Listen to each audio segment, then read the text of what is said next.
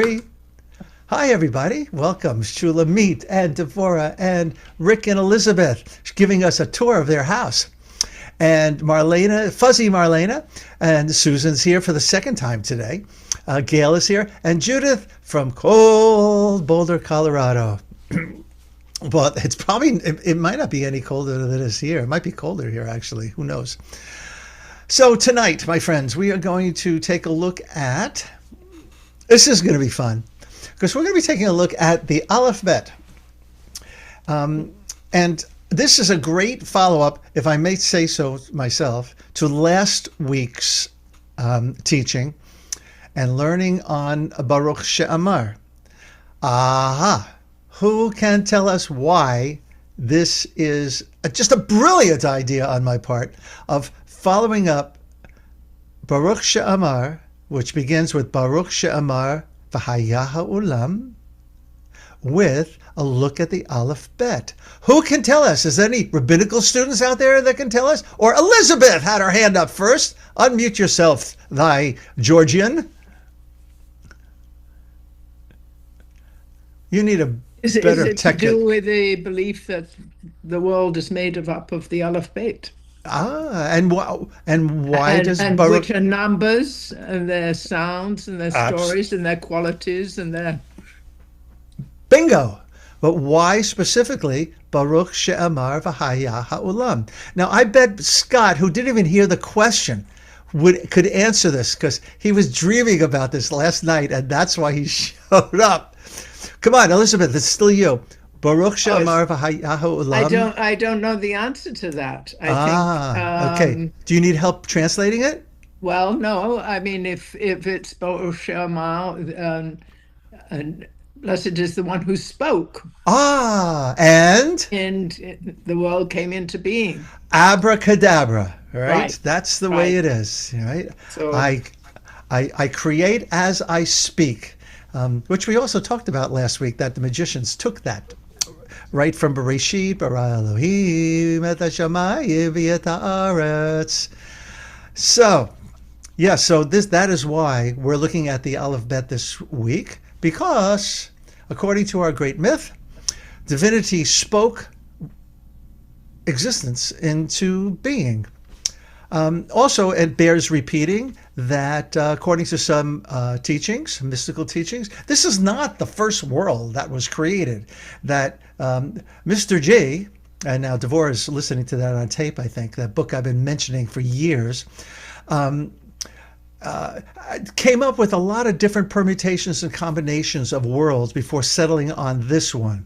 And the reason that book is so brilliant is because some of the worlds that divinity creates are of different numbers of dimensions, 4 dimensions, 10 dimensions. But God settled on 3-dimensional world, and this is the world that we have. So here is our AlephBet. Oh, Rick, are you waving to Scott, or you have your question? You don't have to raise your hand tonight. Just unmute yourself and speak. Forever hold your words, which are made up of letters. Okay. So, can anybody sing the AlephBet? Oh, what were you going to say, Rick? I was going to say that one of the midrash about one of the worlds, the last world that God created, was there was no kindness or hesed in that world. Is that it was such a harsh world, and when human beings didn't do the right thing, they were just like their heads got lopped off, and God realized that was not exactly probably a world to be created. Yeah, I'm not actually sure the heads getting lopped off are part of the midrash. Well, I added that. But I like the visual. Yes, the world was created with din, with strict judgment. Yeah. And I think we talked about that last week too, is that God realizes that this is not the way to create a world. There's no balance here. And so had to infuse a little chesed into... Oh, yes. Does anybody remember that teaching? It was like pouring hot water into a vessel or cold water into a vessel, freezing water. Anybody remember that teaching? Okay, never mind. Devorah, what you got? I was just going to recommend that book Mr. G, because I listened to it. I had to go check my cottage, so I listened to it all the way there and back, and it's so funny, but it's so good too. Yeah, It's it's a really, fantastic and midrash. I love the image of the sound of the void. Hmm. It sounds so Yeah, so quiet. there's an amazing teaching by Rev. Nachman of Bratslav about the void. And I don't know this guy who wrote it anything about, he is Jewish, but I don't know anything about him, whether he has any kind of, he's like a physicist or something like that. He just knows a lot of stuff about that kind of, of conversation. Anyway, back to my original question. Can anybody sing the Aleph Bet for us? Debbie Friedman wrote, bless her memory, wrote a melody to it, but we can all just say it together. Ready? And Aleph Bet Gimel Daled Hey Vav Zayin Chet Tet Yud Kaf Lamed Mem Nun Samach Ayin Pei Sadi Kaf Reishin Sin Tav. I just made that up, but so I'm gonna copyright it. Don't anybody steal that melody. And Gail Garland, you might notice that there, like if you look at the top line, the second letter in the Aleph Bet is what? It's a bet, right? Oh, thank you. Is a bet. But there's a letter bet without the dot in the middle next to it, right? Which is pronounced vet. So depending upon whether you got that dot in the middle, it tells us how to pronounce it. And some look it down at Kaf. I mean, Kaf has 4 different letters, one with the dots and one which fall either at the beginning or the middle of the word, and the final Kaf, which can either be pronounced Cha or Ka. All right, but anyway, I always like to look at the yes, before I hurt myself, right, Scott? I always like to look at the Aleph Bet as kind of like the periodic table, meaning, and if I'm repeating this again, just put up with me a little review. And meaning, like you look at the periodic table, it's made up of combinations of things that exist. That when they're put together, you have stuff, right? Or oxygen, for instance, if it's by itself. So it's true of the Aleph Bet. You put these letters together and you get stuff in combinations and permutations. This is our original periodic table. So we're going to begin at the beginning with Aleph. I like these stained glass representations that we're going to have for each of the letters. And just as a coming attraction, we're not going any further than, how far did I get? Then Zyin, right? Because I didn't prepare anything beyond that tonight. So we can have a part 2 of this, perhaps next week. Aleph. Aleph is made of 3 different letters. 2 yuds and a vav. So if you look at the Aleph, you have the vav, which is cutting straight down. And then you have a yud above that vav, and you have a yud turned the other way below the vav. Right? The shape of the Aleph is 2 yuds, one above and below, with a diagonal line, the vav between them, representing the higher world and the lower world. Now, you know me, I'm not one for vertical understandings of heaven and earth, but this is a traditional way of understanding the Aleph and how the Yud is, the 2 Yuds are separated above and below. As a matter of fact, when the Bible Lands of Museum of Jerusalem created their logo for themselves, they have on top, they have like a drawing of like the heavens, and below, drawing of the sea, and right in the middle, it's a straight line. So this is a common understanding and way of looking at the separation between Shamayim va'aretz. Aleph is the first letter and signifies the number one. I mean, that is obvious, right? Aleph is one, Bet is two, and so on and so forth. It indicates the oneness and unity of the Creator, and it hints that beyond the illusion of separation and duality is underlying oneness, that nothing is separate. Okay? So, where do we repeat that mantra every day? Shema Yisrael, Adonai Eloheinu, Adonai Echad, one. All right? And Aleph is one. As a matter of fact, Yud He Vav He also adds up to the same gematria as the Aleph does. Because what is the gematria of the Aleph? Besides one, considering that it's made up of 3 letters. Somebody work that up real quickly in your head and unmute yourself and tell us what the gematria of the Aleph is.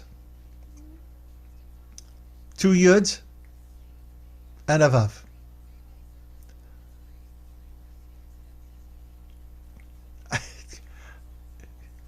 I didn't know we were going to have to do math. 26. Well, 26. Thank you. Okay.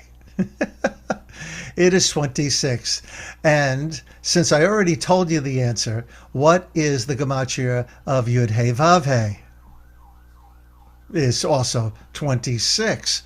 So with a little sleight of hand, we have the Aleph equaling Yud He Vav He, which is another way of saying Adonai Echad, right? Of understanding that Yud He Vav He, that 26, equals Echad, which is the Aleph broken down to its component parts. If anybody has any questions along the way, as Elizabeth does right now.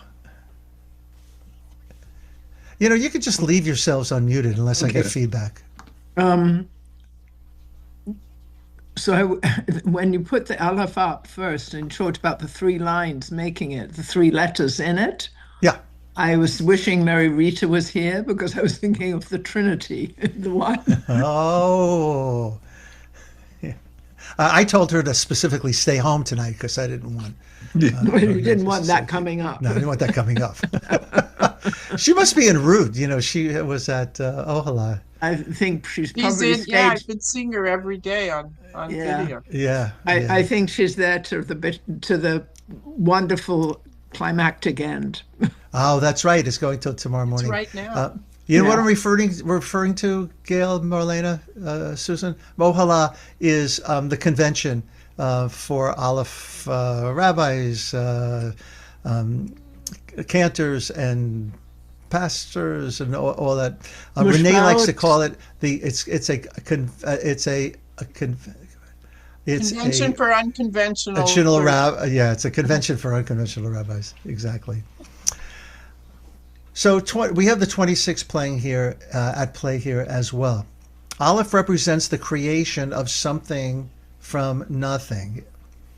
It is the essential symbol of beginnings and ultimate reality that cannot be talked about. Timeless, spaceless, and present everywhere. It is the one that cannot be divided, representing perfection beyond human comprehension. It's a kind of a trick and fun question. Why can't it be talked about? Why can't you talk about an Aleph? Because it's silent. Oh, Scott, you got Well, it. that was obvious. But, it's actually not completely silent. Explain yourself. All right. Can I write in the chat? Yes, I can. Everybody, wait a minute. Okay. Say this out loud to yourself. Okay, Scott's putting something in the chat. Stay tuned. Oh, I'm on. Shulamit left. I guess she didn't like what I was. No. Say that out loud, Rabbi Mark. A nice man. Right. Now say this. An ice man. Right. Now, why did that sound different? Because it depends upon which letters the N is sticking to. Well, yes, but you made a sound between an and ice. Yes, it's that guttural sound of expectation. It's a glottal stop. But It's yeah. glottal. Like if you're a Cockney and say the word that means more good, how would you pronounce it? What were you saying that? The word Gooder? that means more good if you're More good. More, Better. Better. yeah. Yeah. I It's had the to learn. sound. See, I had to learn. This is terrible Cockney, but I had to fake my Cockney when I played the Awful I Dodger in I knew Oliver. that. That's And why I I had a knew you could, dialect coach. He probably was rolling in his grave as we speak. but you're doing it well. I'm doing my best. All right. So, um, also want to point out here, Aleph represents the creation of something from nothing. Um, it would seem logical that Torah would begin with the letter Aleph. It is the beginning of all things, the beginning of the AlephBet. Um, Lama lo? Why not?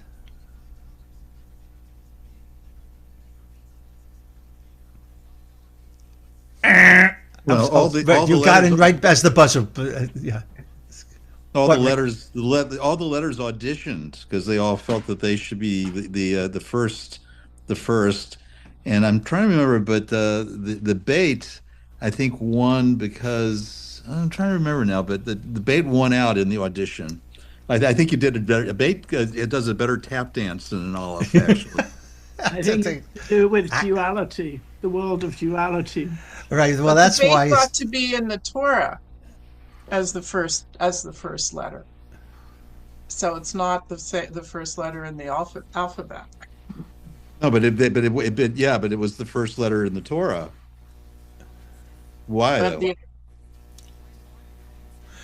Well, if you look at Aleph as being the foundation or the source of all, um, Aleph equals Yud He Vav He, then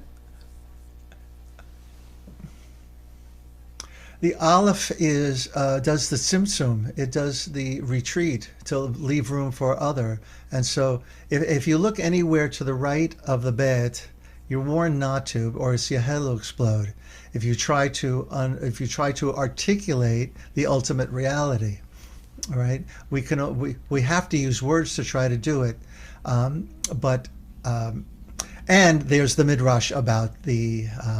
I'm not sure if it's a midrash or a folk tale, but it'd be nice to find that about the auditioning of the letters. Anything else about the Aleph? I mean, there are books, and if you go online to the Chabad website, there's a whole. Every letter has a lot written about it, and I have a book. I took this from a number of different places, and we could spend the whole night on one letter. I didn't think you would want to do that, and neither did I. It is the one that cannot be divided, representing perfect perfection beyond human comprehension. So I think you're right there, Elizabeth, that once we move into the world of duality, there is human comprehension that is possible to figure out what is right before us. And once we get to the Bet, I think it'll be clearer as to why it starts with a Bet as opposed to the Aleph. So let's do that right now. And Susan had her hand up. I don't know. Susan. Hello, Susan. Susan from Alexandria, Virginia. Yeah. Yay, let's hear it for Susan. Well, I'm looking at a book by Lawrence Kushner called The Book of Letters. Yeah, good book. And in his discussion of Aleph, he has this, which I think is really good. He says, and the very first letter of the first word of the first commandment begins with the first letter which has no sound. Aleph Anochi, I. So it comes, I think that Anochi and I and the first, I like that part of Yeah. his discussion of Yeah. Aleph. Yeah, terrific. And I'm going to count on you to add anything that you find interesting on the other letters that we get to. The word Anochi is interesting, I think, because why wouldn't it just be Ani as opposed to Anochi? They mean the same thing, basically. So I have read, and I don't remember where, that Anochi stands for Ani Kamo. I am like. So in other words, there's no way of articulating exactly God's intention or the Aleph itself, as we just read. So everything that we try to say about God, for example, is comparing God to something else. Anochi, I am like.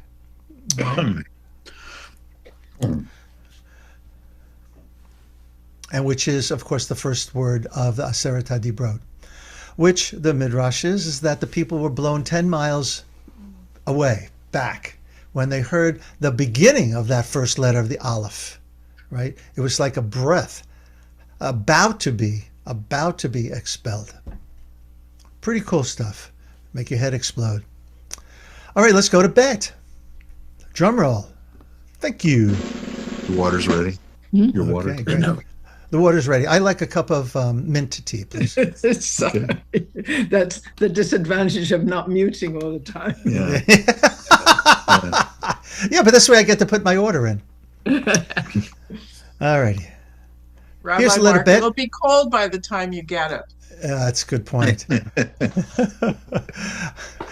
I offered to send my daughter-in-law. She was sending my son out for half and half, and I said, "I just bought some at Safeway before. I'll have literally some." She said, "Well, they're in Seattle, or outside of Seattle." All right, here's the letter Bet. Number 2. I think these numbers that I got, they look like subway stops, don't they, or subway lines? That's a 2 line. And there's the letter Bet. So let's take a look at the letter Bet. Bet is the first letter of the story of creation, which we just mentioned. Bereshit bara, as a matter of fact, it is the first letter of the first 2 words. Bereshit bara, Elohim. And then you have an Aleph word, Elohim. Bet represents the beginning of duality, as Elizabeth pointed out, with the one creator bringing forth a created world, in order that, or so there can be both a giver and a receiver. The giver being the creator and a receiver being our world, the created world. God must have gotten lonely. In mystical texts, there's the word yearning used all the time, that divinity, the one, yearned to be in relationship with other than. And so the world, Baruch She'amar v'haya ha'olam. Now this Bet creates a dramatic leap from absolutely oneness to the ability for there to be 2. It also creates the possibility for all duality and opposites, yes and no, hot and cold, man and woman, up and down, etc., which is why, what is the first part of the creation story? The Havdil. It's separating things out and creating opposites. My theater director, Bob Alexander, of blessed memory, when I was with Living Stage, he always used to say something that I didn't understand. But I only understand it now through the lens of Jewish wisdom. But he used to say that everything includes its opposite. So if you said, strength, that would also include lack of strength or weakness. And I didn't quite understand, what are you talking about? I didn't say that to him until this kind of a teaching from our first chapters in Bereshit. So what's the meaning of the letter Bet, which is actually a word, and it says it there, but if you don't peek, somebody tell us. It's not pronounced Beit, but it does include the letters that Beit is broken up into. Beit, Yud, Taf. Bayit, which means what? House. House. So there we get more than a hint of why Torah begins with letter Bet. Yes? And not only that, why the Beit is shaped the way it is. In other words, it's closed off, right, to everything to the right of it. As I said before, don't look in that direction. Harry Potter messes with that, and look what happens to him. So look to the right. Those are places that we really shouldn't be delving into. That's sod. It's a secret. It's the place where all things spring from. So that's why the Beit is closed, and then it opens into the direction because of the rest of the Torah, because we're reading from right to left. And Bayit means what? House, right? Bayit means house. And so what's happening here literally is God is creating a home, a container, a house for us to be housed in, which is the three-dimensional world and all that is all of creation that is now going to come spilling out as God continues to speak.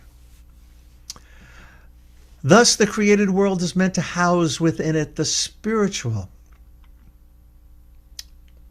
The Beit represents the universal concept of a container or a vessel, and it's meant to house within it the spiritual. The physical world is meant to be a place for the Creator's glory to manifest. The body is meant to contain the soul, allowing it to act in this world. The dual world actually contains within it the ultimate oneness, but concealed, which of course is yet another important part of understanding Chassidut and Jewish mysticism, that the world that we live in, everything is a concealment for the divine presence. And the term tikkun olam, while it's become to be thought of as doing, righteous deeds, well, yes, that's part of it, but it's really the repairing of the vessels which were cracked in the whole process of creation, according to Lurianic Kabbalah, and returning those sparks which are out here in the world. They're in you, they're in me, they're in everything we see, through the mitzvot, returning those sparks to their source. And you know what happens after all the sparks are returned? Mashiach, Mashiach, Mashiach! Woo! Ay, ay, ay, ay, ay, ay. Yeah, it's the days to come. It's what is spoken of as what we're yearning for. I'm not sure I really want that to happen, because everything would disappear as we know it. Although in the days to come, it is said that two things would remain to be celebrated on the Jewish calendar. What's the second one? Oh, I know what the first one is. Anybody know? Purim is one of them, but now I just went blank. All right. For those of you watching the recording, put a complaint into the comments or tell me what it is. Anybody know what the second thing is? I don't know. Yom Kippur? Shabbat. No, Shabbat. Shabbat and Purim. I think, yeah. So that's Bet. Any questions, comments, realizations? Why Purim? Because it's a joyous holiday. The only joy. Oh, although okay. After October 7th, we're kind of taking a different look at Purim, especially the last chapter. Do you mean Sukkot? What's I see. that? No. I thought that Sukkot's all about joy. Well, it is. Man Simchatenu. Yeah. I'll have to look that up. I will report back to each and every one of you because I feel I've let you down. No. Let's go on to the third letter. I think I don't have anything else. Yes, it's a Gimel. And that is the number 3 line on the Metro. You see the Gimel hiding in there? And it's very nice. I don't know where these come from. I steal from all over the internet. Gimel is a letter of constant transformation, change and motion, and translates literally as camel. Now, why do I say that? Because what's the word for Hebrew and for camel in Hebrew? It's the word gimel pronounced gamal. That's right, gamal. An animal we associate with motion and travel between far away places. But Gimel is even more interesting when it is combined with the letter Dalet. The Gimel, you see the little foot on the Gimel? represents the rich man. Well, I'm not sure if the person has to be rich, but someone willing and wanting and to give tzedakah, running to give charity to the poor. A delet, a dal, someone who is a dal or delet is a poor person, represented by the fourth letter, dalet, which also has another meaning to it, but we'll get to that. So Gimel Dalet basically means give to the poor, Gamol Dalim. Gamol, to be beneficent to the dal, to the person who is poor, or be kind to the needy. We find this in Masechet Shabbat 104a that asks the question, why is the letter of the Gimel extended towards the Dalet? Because it is the manner of one who bestows loving kindness to pursue the poor. And why is the leg of the Dalet extended toward the Gimel? Now, you don't see that here because this is more printed as opposed to what we find in the Torah text. It is so that a poor person will make himself available to him who wants to give him charity. But why does the Dalet face away from the Gimel? It's to teach that one should give charity discreetly so that the poor person will not be embarrassed by him. If you don't think that's cool, I do.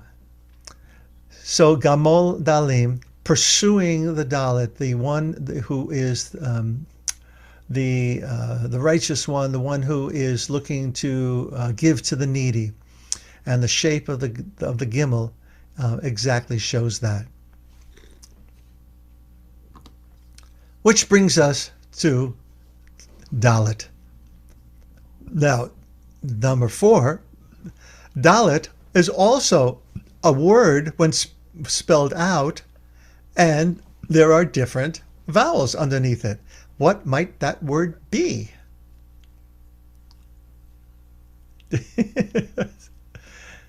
I'm Anyone? doing It is Delet. Delet. Close the Delet. door Delet is the word for door. Yeah, close the door. or open the door. Or open, exactly. That's right. Dalet represents, it's the number 4, the physical world that extends in 4 directions, east, west, north, south. But we can also think of it as the 4 worlds. And remind me to mention something about the Shema. The top of the Dalet has an ear-like protrusion, right? So there is that little piece on the upper right, right? Pointing backwards, right? Towards perhaps the Gimel, indicating that the Dal, remember, the Dalim, poor people, pays close attention to the one following him, secretly hoping he will offer help.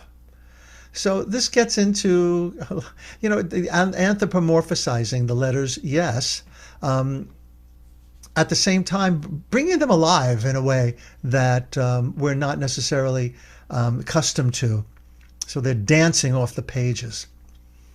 Remember that the Torah is thought to be one continuous name of God. So if you think that Yud He Vav He was unpronounceable, the Dalet of the Torah script has a leg that slants backwards towards Gimel. So look, this is the way it appears in the Torah. You see the way the Dalet kind of like points backwards toward the Gimel. So that's what it is saying. It is kind of leaning back. He knows that the Gimel wants to give, and the Dalet here is the receiver and wants to be kind of like remain close. Don't run away. The Gimel is running towards me. I want you to catch me. And then we have some nice crowns over the Gimel.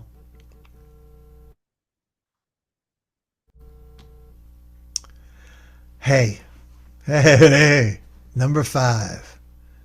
We're on the 5 line. The sound of hey is a mere exhalation of breath. If you look at the word teshuvah, which of course means return, often thought of as repentance, but really means return, It could be broken into two different words. Teshuv as a declarative, teshuv, hey. Hey representing the name of God. So you know that we abbreviate Yud Hey Vav Hey sometimes with a hey chip chip, right? Or pronounced Hashem, teshuv Hashem. And the small opening now, look at, you see the small opening on the hey? Not so small. Which, if you look at it, it's made up of a dalid and, well, I'm not sure if it's a yud or not. But the small opening on the left near the top symbolizing that, I don't know, what space always remains through which a repentant can return and be drawn to God. Return and be drawn to hey.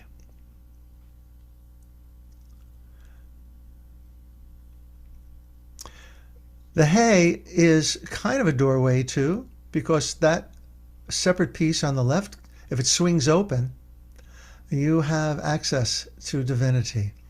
And I have to go back because you didn't remind me about Dalet. So I don't know if you've ever been, if this is a practice of yours, or been sitting in shul next to somebody chanting the Shema out loud. And when you get to Echad, the holding out, and what happens, Devorah? You just went like that. What did that mean? Well, I don't know what happens after you just emphasize. You just draw it out. Well, you draw out the word, but at the end Yeah. of the word, the Dalet, you might hear people go Echad, Yeah. really emphasizing the Dalet. Now, why do they do that? I learned this many, many years ago in Rabbi Elliot Ginsburg's class on my very first Kala. And I never heard anybody do that before. I was like, what's that about? All right. So remember we said that the Dalet also can represent the four worlds, which are Asiya, Yitzira, Bria, and Atzilut. All right. The world of manifests as things we can touch. The world of feelings, emotions, Yitzira, the world of formation. The world of Bria, the world of thought and conception. And then, of course, the world of Atzilut, which means Eitzel Hashem, near, the nearness as close as we can get to divinity without totally incinerating. So, when we say the Shema, and you might want to try this next time we chant it, if we lose ourselves and go through, we've been climbing Jacob's ladder all morning, right? As we get to the Shema. That the Amidah is the pinnacle of the morning blessings, but the Shema is our mantra. And if you set the intention of allowing that breath on when you sing Echad to take you like an elevator to the top floor, right? From Asiya to Yitzira to Bria to Atzilut. I'm up here. I've lost. The duality there's no duality. I am kind of lost and found at the same time in the source, and there's no separation. But then I have to come back eventually, and I hit the Dalet, and by hitting the Dalet, I go down 4 flights, and I'm back. Right? I'm back. I'm back to the world of relationship. All right? So that's what I wanted to say before about the Dalet and over articulating it at the end of the word Echad.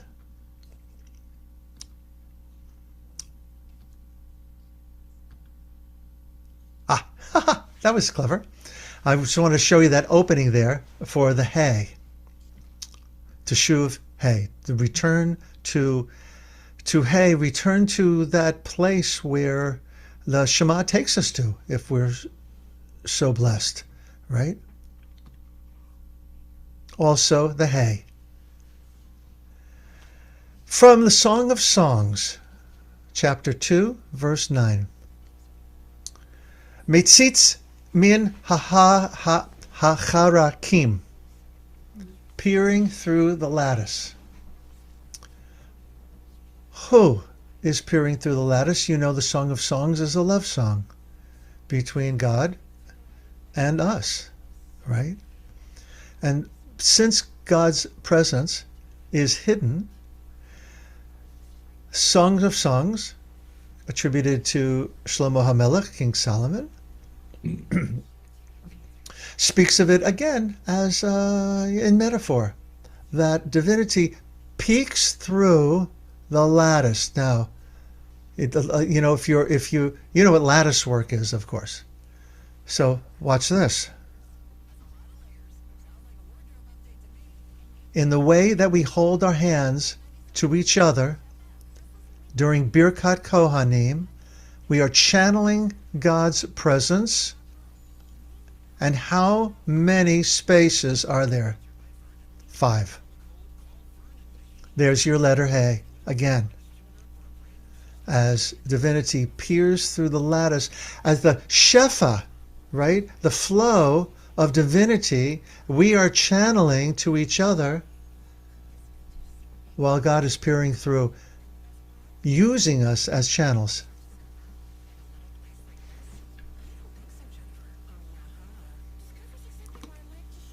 Vav. Now let's stop for a moment here to catch our breaths, for me to take a glass of water, and for you to make any comments or reflections or anything here that you find useful that you be able to use in your prayer life or your meditation life. Or just walking around at Safeway. Susan. I like the description in the Book of Letters. Go ahead. The part that he talks about Hineni. He talks about the Hey of Hineni. Here I am. Here am I. He says that, well, everyone can say I am present. Only a few can say, here am I, Hineni. For to answer Hineni means that you no longer belong only to yourself. To answer Hineni means that you give the Hey of your being over to the one who calls. That is why Hey is the letter most often linked with God's name. Beautiful, beautiful. I like that. So it's basically saying what we were just talking about, that when in Hineni, we're saying, I'm a channel. I hear you, I'm responding to your call, and I'm your servant. I'm an Eved Hashem. However you understand that. Thank you. Beautiful. Susan, you are coming through tonight. Devorah, did you have something? Yeah. So actually, I'm doing an assignment on this, the priestly blessing, but I haven't done it yet. But isn't there something about this creating a sheen also, the letter sheen? Yeah. Put your hands together. So Yeah. where is it? I see it. You have to use your imagination you have to stop looking so closely at it and allow yourself to see the entire. But isn't it more if you're like this? Yeah, it depends how you hold your hands. Mm-hmm. The shin. Look it up. I'm trying. That's. But you know what? You can use this. Right? Yeah. Yeah, good. That's why I put this in here for your paper. Oh, thank you. Alrighty. Oh, wait a second. Now I need to go through these numbers again because I went backwards. I really like that. That's pretty cool. Okay. 6, the Vav. Now, notice a little difference between the Vav in the yellow Vav against the background and the Vav in the stained glass. You've got a little like pompadour, a little, hook, really, which is, I use that word intentionally. Let's see why. The design of the letter Vav is a hook. The form of the Vav can also represent a chute that connects a higher level to a lower level. So let's look at both of those possibilities. So When we say Shemayim va'aretz, right? So the hook is on top, pulling heaven down to earth. That's what we one of the kavanot for prayer. Vav is the power to unite everything. So there you have it. It's like it is the connective word. I mean, it has a meaning. Vav, right? Shemayim va aretz, heaven va, and aretz, earth, right? As the connector, it contains the power to connect heaven and earth. It can be considered like a hose or a tube which connects and bestows all the energy of the shefa, abundance from above, down to the created beings. So it's kind of like chutes and ladders, right? That's not really a good metaphor, but it's more like it's a conduit, right? Through which the shefa flows. As a matter of fact, the word for conduit in Hebrew is tsinor. Tsinor is a conduit. The word tsinor, and this is one of the fantastic things about the Hebrew language, a different combination of the same letters spells ratzon, which is the will or the desire of divinity. So God's desire moves through the channel, which is the tsinor, and that's a relationship between God and God's created beings, which is us, right? So our purpose is to make ourselves into a pure passage. You know, in Shachrit, when we say "Fatar her libenu li'ovdecha b'amet," right? Purify our hearts so that we can serve you in truth, with clarity, with purposefulness, right? And so this vav needs to always be clarified, and that's what we do when we live a righteous life and when we chase after the dalet. Vav represents the number 6 and represents the 6 days of the creation of the world, as well as the 6 physical dimensions: right, left, front, back, up, down. So it is also a number of completion, although, as we will see soon in a second, Zyin, 7, is the number of completion. And besides that, Vav, the 6, the world was created in 6 days. And look at this, my friends. How many letters are in the word Breshit, the first letter of the Torah? 6. As Scott slaps his hands against his head, going, I could have had a V8. Sweetie. That also is pretty cool. Renee, you know, I love my wife dearly, but she thinks this is all a what's the games that they play on the street with the ball? It's a betting game.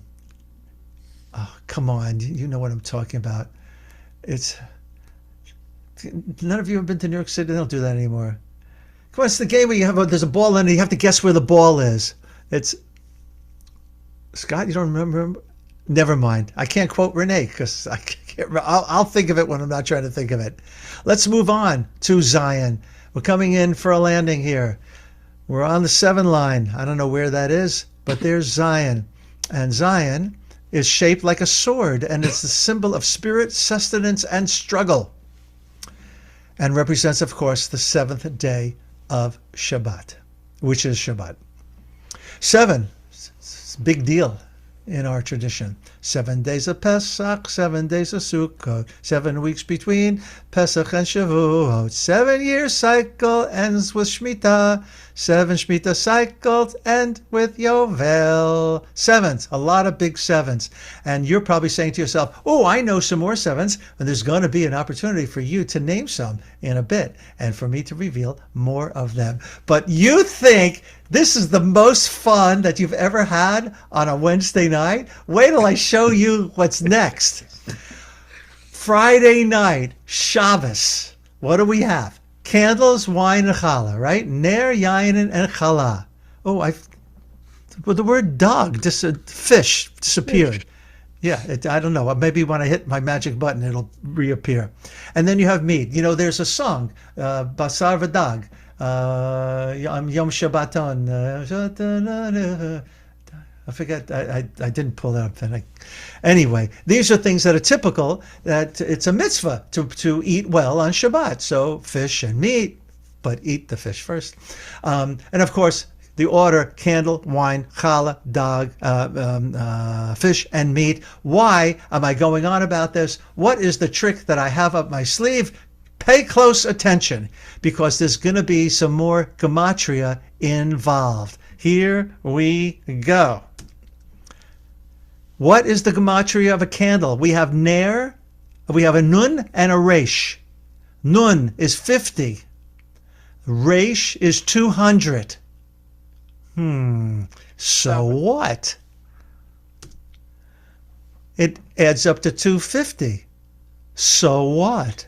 Well, there's also a kind of gematria called digital gematria. By adding up the numbers of the sum, one gets the seventh day of the week, 7.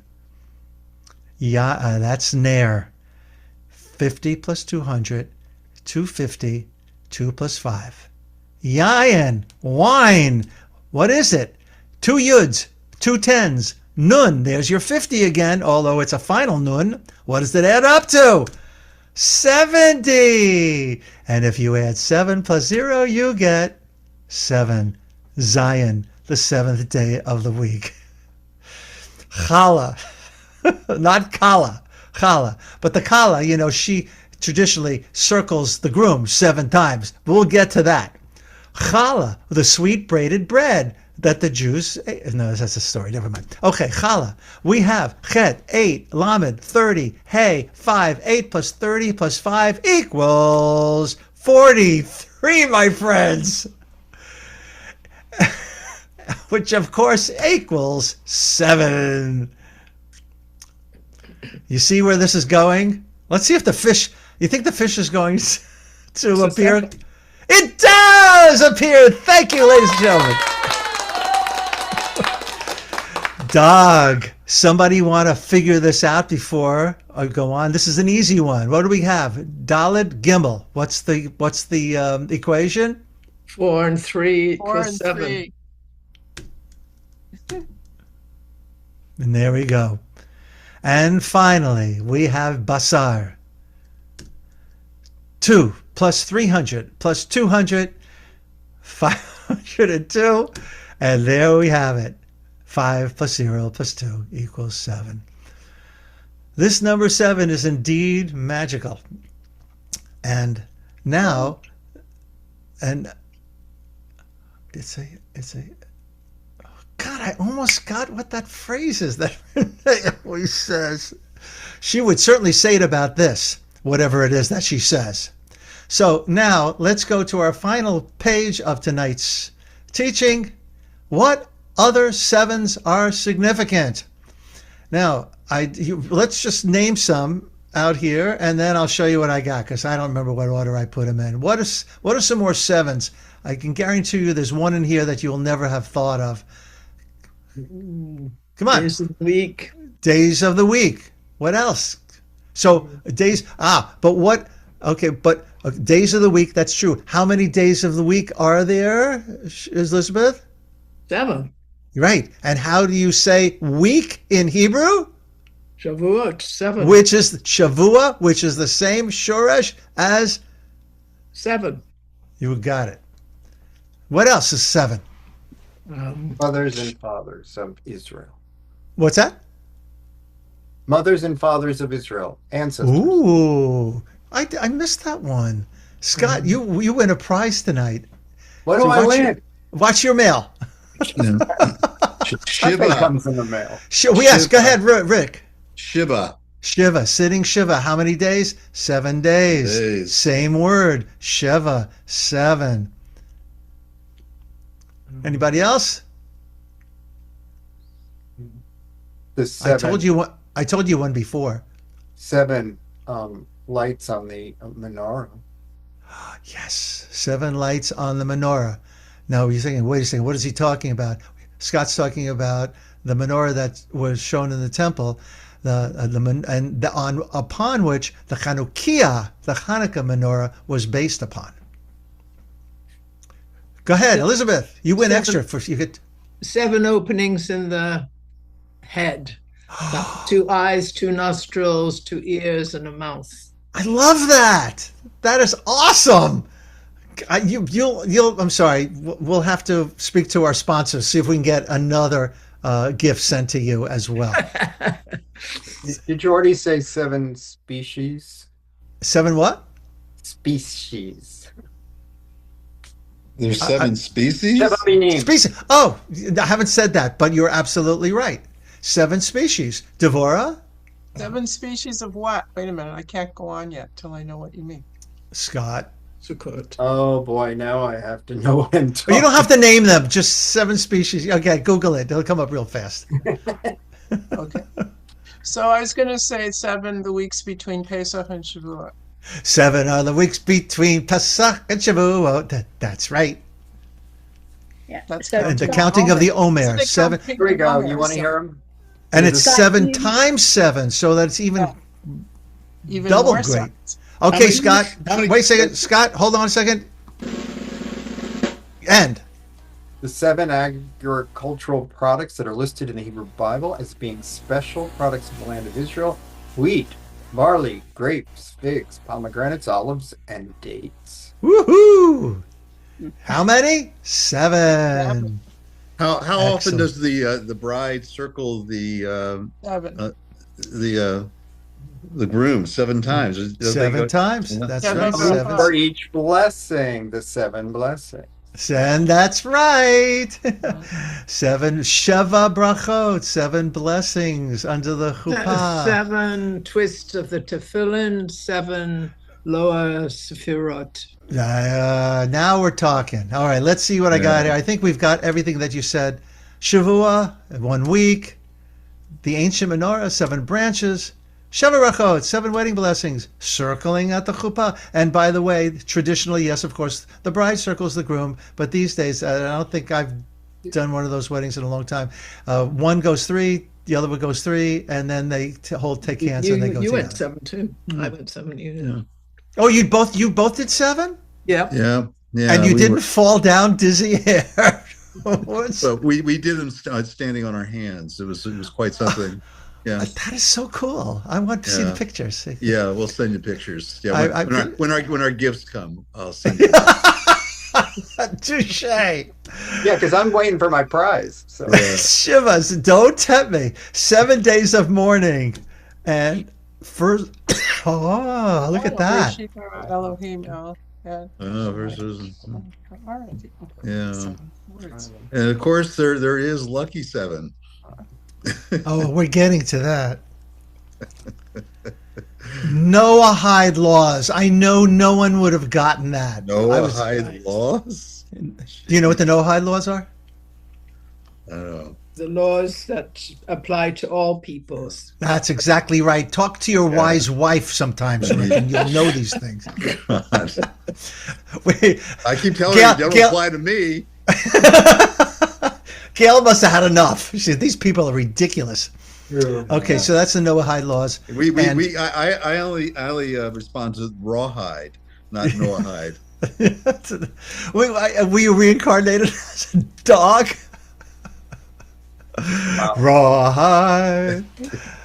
I put this nice picture of a wedding in here because I really loved that they made circles out of. Beautiful. Beautiful. Yeah, isn't that nice? Yeah, Of course. that's taken from our wedding. That's amazing. Yeah. No kidding. Where did you where's the chuppah? We got married in an Episcopal retreat facility. No kidding. Well, we met at a retreat with Reb Zalman. So that's where we met, and that's where we got Catholic married. priest. Wow. that's nice. That's beautiful. Alrighty, so let's go on. As you There's a before, noise. Rick, you said 7. What did you say, Rick? That was the 7. You said something about 7. Oh, I said lucky 7. I mean, Lucky you know. 7. Well, I'm going to show you what's really lucky 7. Mickey Mantle's lucky 7. Was he number 7? Was that his number? Oh my God, I God, I can't didn't know believe. that. I didn't know Oh that. God, it's like Jeez. I bled with Mickey Mantle when I was a kid. He was my hero, and you all know the story of the shirt. Oh Can you yeah, see? I think I might have told that story a once. couple times. As if to say we don't need to hear it He again. he he signed a shirt of yours? He did. Oh Ah, boy, somebody now we doesn't know have to this. hear it again. All right, I'll see you later. Thanks for coming, Scott. Good night. Yeah. Don't go, don't go. And you wear that shirt under as an undershirt all the time? You never take it off? No, I never wore the shirt. I It would did ruin wash my the ink. hand after I met him. And I didn't really take God, good care of the shirt. It's a wool shirt that the players used to wear as under their regular Oh, game yeah. shirts. amazing. They And purple. and I didn't take good care of it, so it's kind of moth bitten. But I'll try to make the story as quick as possible so okay, go Scott ahead. doesn't live. Go Okay. Okay. The long story is really the best story. My father was a dress manufacturer in Manhattan. And my father, as much as he would like to have been in shul all the time on Shabbos, he had to go to work. Like I like to say, he didn't own the business owned him. So on Shabbos morning or on Saturday mornings, the business he was a manufacturer, but he opened for wholesale on Saturday mornings, and you can come in off the street. Well, lo and behold, one morning, who walks in to buy a dress or look at a dress, which they eventually bought? The wives of Whitey Ford, one other person, and the wife of the equipment manager of the Yankees. His name was Pete Sheehy. Well, my father got a wind of the fact that they had been to the shop and bought dresses, and they would have to come back for a fitting. And I was like the Yankee fan, from whatever. He wanted to make sure that he was there, and what transpired was that Pete Sheehy's wife told her husband about my dad and about me and my love for the Yankees. And Pete Sheehy says, "You'll come and meet me at the ballpark. We'll get you to meet the players, and I'll get you, some kind of, memento." So that's what we did. We went to Yankee Stadium for a game as a guest of Pete Sheehy, and he brought us down to the clubhouse. And we're standing outside of the clubhouse, and I'm looking up, and you can see the sky of Yankee Stadium, above Yankee Stadium, through the dugout. So the clubhouse had a ramp that led up to the dugout, and you can see the sky. Well, batting practice and everything's over, and all the players are coming down, and of course, eventually, it's Mickey Mantle, and Pete Sheehy introduces me to Mickey Mantle and my dad, and blah blah blah blah. Afterwards, Pete Sheehy gives me this shirt. Now, this shirt is not signed at the time, right? As a matter of fact, we're talking about probably 1963, somewhere around there, right? When I'm 10 10. years old. Right. But I've got the shirt all of these years with me, and it's collecting little moth holes. But then comes the collectible craze. And I wonder to myself, I wonder how much this shirt is worth, if anything. And so I took it to a couple of, collectible places, and they said it's not worth anything unless it's signed, unless it's, what's it called when you have something Autographed. verified. What's up? Oh, autographed? Yeah, well, that's one way. Or you can get it authenticated by someone who knows about these things.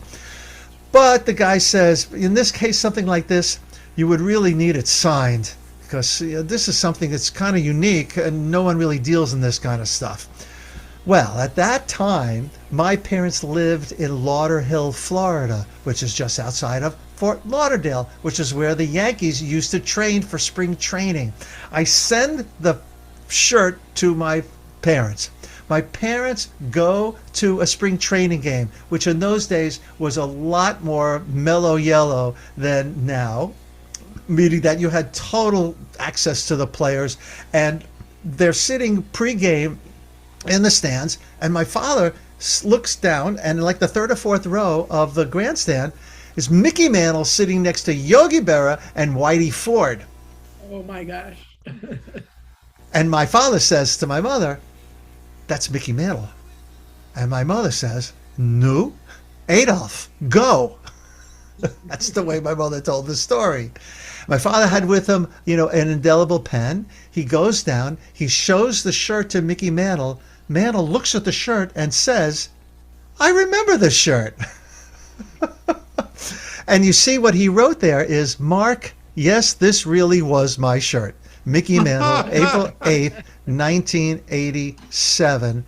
And with Mick 7 written, you see there, that was original. And on the back of the shirt, you can see by the collar, it has the number 7 backwards.